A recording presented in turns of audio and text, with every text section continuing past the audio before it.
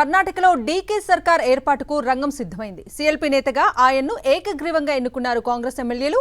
విధానసౌధలో జరిగిన శాసన సభాపక్ష సమావేశంలో సీఎల్పీ నేతగా డీకే పేరును సిద్ధరామయ్య ప్రతిపాదించగా జి పరమేశ్వర బలపరిచారు. అనంతరం సీఎల్పీ నేతగా డీకే శివకుమార్ పేరును ప్రకటించారు సిద్ధరామయ్య. ఇదే సమావేశంలో సిద్ధరామయ్య సేవలను అభినందిస్తూ కృతజ్ఞతలు తెలియజేస్తూ కర్ణాటక సీఎల్పీ తీర్మానం ఆమోదించింది.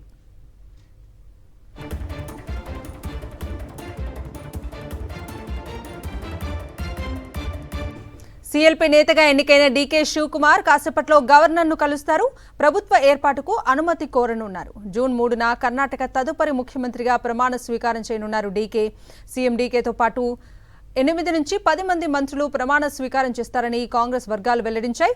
సిద్ధరామయ్య కుమారుడు యతీంద్ర, ప్రియాంక ఖర్గే, జి పరమేశ్వర, సతీష్ జర్కిహోలీ, ఎంబీ పాటిల్ సహా పలువురు నేతలు రేసులో ఉన్నారు. జూన్ 18న రాజ్యసభ ఎన్నికలు ముగిశాక పూర్తి స్థాయిలో తన మంత్రివర్గాన్ని విస్తరించనున్నారు డీకే శివకుమార్.